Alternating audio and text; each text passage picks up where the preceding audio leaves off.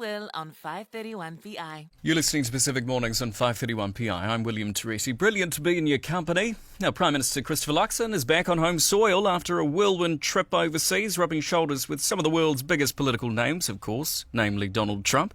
He joins us now to discuss all the very latest in politics. A very good morning to you, Prime Minister. G'day, William. Good to be with you. Likewise. Look, I've got to ask first off the bat, what's it actually like to have a yap with Donald Trump? Oh, look, it was a really good opportunity to get to know him a little bit more. We had friends in common from my time living in America for 6 years, and he was very interested in New Zealand. He's obviously very, strong on New Zealand, thinks it's a great place. And so it was just, a lot of these big meetings are really, there's a lot of formality to the meetings, the formal part, but the real opportunity is also in the side meetings that you get to have. And it was very generous of him. I mean, he met very formally with China and Korea, but he then also made time for us as the only people he sort of met with on a one-to-one basis like that, which was pretty good. Pretty good indeed. Look, let's turn to the domestic front now. The government's decision to axe schools' obligations to give effect to the treaty. What on earth is this all about?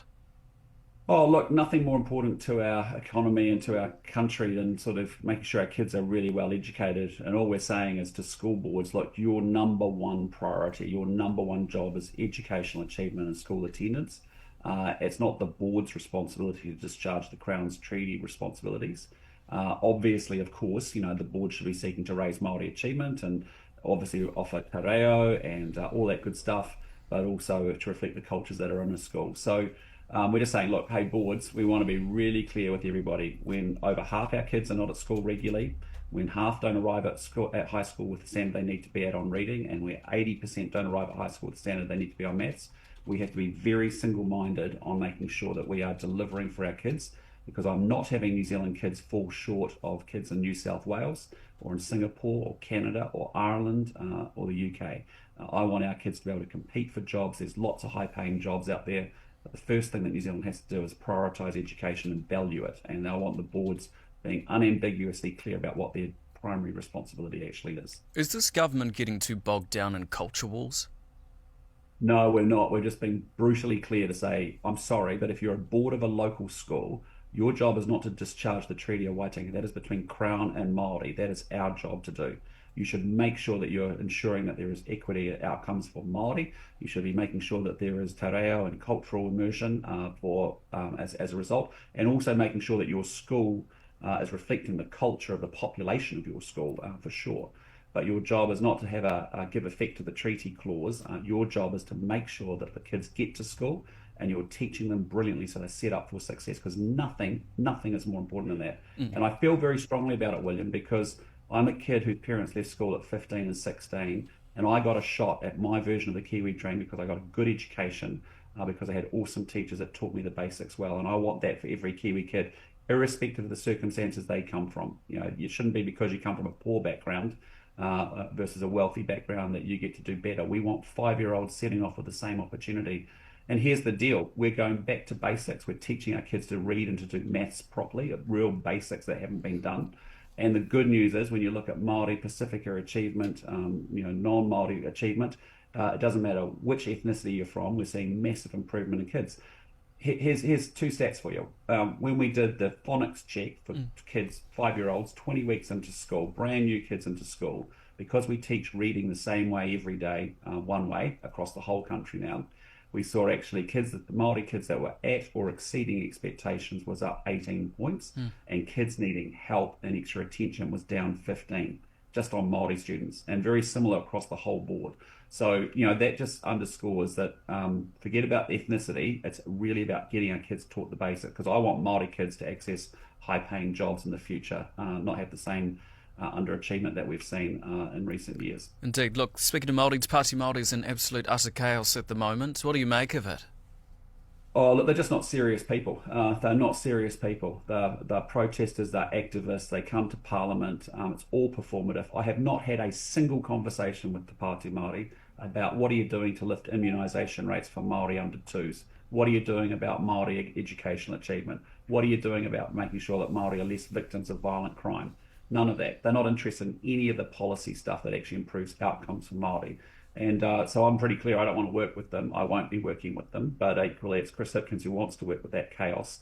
But they're not serious people. It's just a sideshow and it's a soap opera and it's performative. Certainly.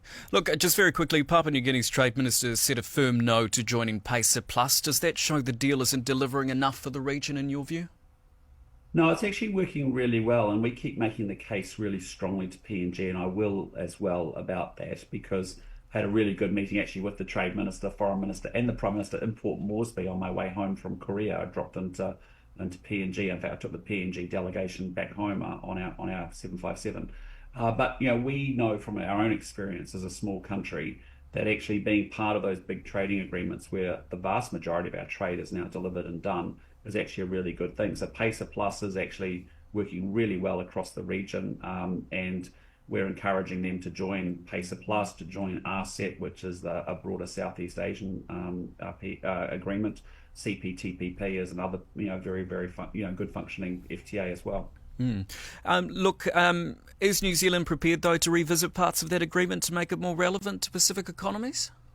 Always, but it's actually a Pacific solution to the Pacific challenges and the Pacific economy, and that's what we keep trying to support is the centrality of the Pacific Island Forum, the Pacific Island architecture that sits in place. Because what we want is Pacific solutions to Pacific challenges and Pacific opportunities, and that's why it is working well. Other countries have joined it and are getting real benefit from it, and and as I said, our own experience from New Zealand is that when we join agreements like that and others, that's how we get most of our trade away internationally. Have preparations begun for Pacific Island Leaders Forum 2027? Are you aware of it? 2026, you mean, or 2027? Yeah, it's 2027. 2026? Yeah, Yeah, sorry. yeah. No, we haven't got to that part of it yet. Obviously, as to what's going to be happening and when an election's called and who goes and how we manage all of that, we'll work our way through. We've done this in the past, and there'll be a way for us to manage it. But the second, the really exciting thing is that we've agreed to host the Pacific Island Forum in 2027. And also Singapore is hosting ASEAN, which is the similar body but for the Southeast Asian countries. Sure. And what Lawrence Wong and I've talked about for 2027 is that we really want to connect the Pacific and Asia with the Pacific, because actually they're neighboring sub-regions of the world, and they should have a lot more connectivity together as well. And PIF is like ASEAN, it's the central body by which we organise sub-regional issues. So so I think I'm really excited about that. I think that would be a fantastic opportunity for the Pacific to get connected more to Asia, where there's real growth opportunities and investment opportunities as well. Prime Minister Christopher Luxon, always a pleasure. Thank you very much for your time. Good to be with you. Likewise. You're listening to Pacific Morning.